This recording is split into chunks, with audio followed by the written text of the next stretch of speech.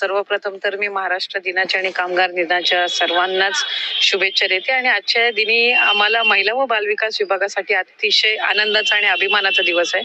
100 दिवसाचा जो उपक्रम आपल्या राज्याचे मुख्यमंत्री देवेंद्र करण्यात आलं आणि प्रत्येक विभागाने आपले आपले टार्गेट सेट केले आणि त्याच्यावर मुख्यमंत्री मोदयांचं, फडणवीस साहेबांचं, उपमुख्यमंत्री मोदयांचं म्हणजे शिंदे साहेबांचं आणि अजितदादांचं मार्गदर्शनही मिळालं आणि त्या निमित्ताने विभागाच्या अंतर्गत ज्या वेगवेगळ्या योजना आहेत किंवा एखादा विभाग आपलं कार्यक्षेत्र आणखीन सक्षम कसं करू शकतं ही खरं तर मूळ उद्दिष्ट या 100 दिवसाच्या कार्यक्रमाचं आहे आणि ते साध्य करत असताना आज महिला व बालविकास विभागाला आम्हाला यश प्राप्त झालं.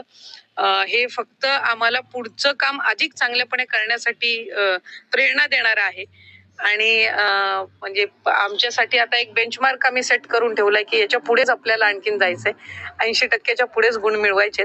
त्यामुळे मी या निमित्ताने विभागाच्या ज्या माझ्या राज्यमंत्री आहेत मेघनाताई, त्याचबरोबर आमचे सचिव आहेत अनुपजी, विभागाचे आमचे दोन्ही विभागाचे आयुक्त, सर्व कर्मचारी, अंगणवाडी सेविका असतील, मदतनीस असतील, महिला बालविकास असतील, मी सगळ्यांचेच आभार मानेन आणि अभिनंदन करेन. आणि इथून पुढे आम्ही आणखीन चांगली उद्दिष्ट ठेवून अगदी शेवटच्या घटकापर्यंत आपला विभाग आणि आपलं सरकार कसं पोचेल याकडे आम्ही लक्ष केंद्रित करणार आहोत. महिला व बालविकास विभागाअंतर्गत जे जे काही उपक्रम अजून चांगल्या पद्धतीनं राबवता येतील तोही आम्ही प्रयत्न करू आणि 80 वरून अजून 90% आणि मग त्याच्यावरनं आणखीन मेरिट मध्ये कसं जाता येईल हाच आमचा प्रयत्न असणार. लाडकी बहीण योजना यशस्वी झाली. त्याचबरोबर आम्ही अनेक गोष्टी याच्यामध्ये घेतल्या. एकतर कार्यालय आहे जे ई ऑफिस करण्याचा जो एक उद्दिष्ट आम्ही ठेवलं होतं, जवळपास 85% आम्ही त्याचं काम पूर्ण करू शकलो. त्याचबरोबर इतर म्हणजे जवळपास 37,000 अंगणवाडी सेविकांना प्रशिक्षण असेल, भरती असेल, या सगळ्या गोष्टी आम्ही केल्या आणि लाडकी बहीण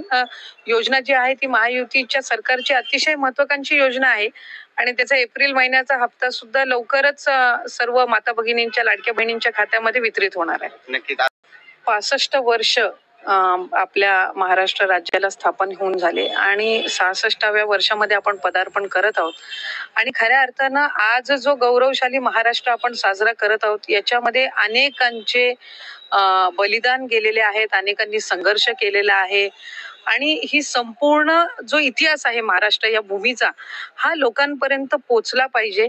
आपण आज महाराष्ट्र दिन साजरा का करतो हे पुढच्या पिढीपर्यंत पोचलं पाहिजे, वर्तमान पिढीपर्यंत पोचलं पाहिजे. अनेक आधीच्या मुख्यमंत्र्यांचं असणारं योगदान असेल, त्याचबरोबर सर्व ज्यांनी आपल्या प्राणांची आहुती दिली अशा अनेक कुटुंब आहेत आणि त्या वेळेशी जी काही तत्कालीन परिस्थिती आहे त्याचं एक विशेष दालन या ठिकाणी करण्यात आलेलं आहे.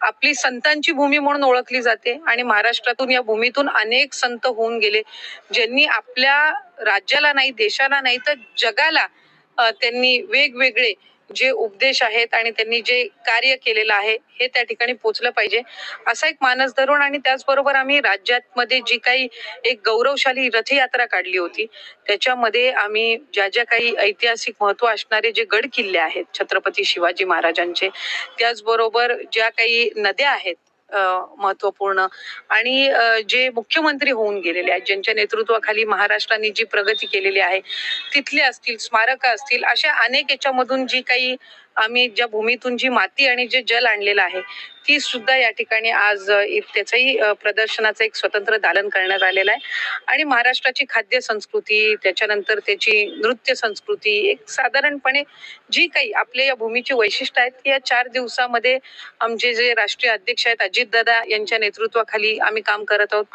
हा दिवस खरं महाराष्ट्रासाठी सुद्धा अतिशय अभिमानाचा आणि गौरवशाली आहे कारण वेव्हचं समिट आपल्याकडे होत आहे आणि आज देशाचे लोकप्रिय पंतप्रधान नरेंद्र मोदी साहेब यांच्या हस्ते त्याचाच उद्घाटन आहे आणि त्याचबरोबर पुढील 4 दिवस तिथे अनेक ज्या बाबींवर चर्चाही होणार आहे पण त्याचबरोबर आपली जी एकंदरीत महाराष्ट्राची आणि देशाची जी वाटचाल आहे ती या वेगवेगळ्या माध्यमातून आपल्याला पाहायला मिळणार आहे. उद्योग विभागाने सुद्धा त्याच्यामध्ये एक मोठी मेहनत घेतलेली आहे आणि मला खात्री आहे की आपल्या राज्याचं नेतृत्व करणारे देवेंद्र फडणवीस साहेब, उपमुख्यमंत्री एकनाथजी शिंदे साहेब आणि उपमुख्यमंत्री अजितदादा यांच्या नेतृत्वाखाली सक्षमपणे महाराष्ट्र पुढे नेण्याच्या दृष्टिकोनातून जे काम होत आहे ते या समिटच्या माध्यमातून आणखीन परखडपणाने आणखीन चांगल्या पद्धतीने लोकांपर्यंत पोहोचणार आहे. वर्षांपासूनची ही मागणी होती आणि राष्ट्रवादी काँग्रेस पक्ष म्हणून सुद्धा अनेक वेळेला या संदर्भातलं आमचे नेतृत्व अजितदादांनी सुद्धा वेळोवेळी मार्गदर्शन करत असताना किंवा शासनाला विनंती करत असताना जनगणना झाली पाहिजे, कारण वेगवेगळे विषय असतात, फक्त आरक्षणाचाच नव्हे तर पॉप्युलेशन सेन्सस आणि त्याचबरोबर जातीनिहाय जनगणना ही एक अतिशय महत्वपूर्ण बाब आहे आणि त्याच्यातून पुढच्या कालावधीमध्ये जो विकसित भारत आपण बघण्याचं जे काही आपलं उद्दिष्ट आहे किंवा स्वप्न आहे, ती ही जनगणना झाल्यानंतर एक टार्गेट ओरिएंटेड काम हे पुढच्या कालावधीमध्ये राज्य शासन असेल किंवा केंद्र शासन असेल यांना करता येणार आहे आणि त्या दृष्टिकोनातून जनगणना ही अत्यंत महत्वाची आहे. मी देशाचे लोकप्रिय पंतप्रधान नरेंद्र मोदी साहेब आणि त्यांचं संपूर्ण मंत्रिमंडळ यांचे मी आभार मानेन.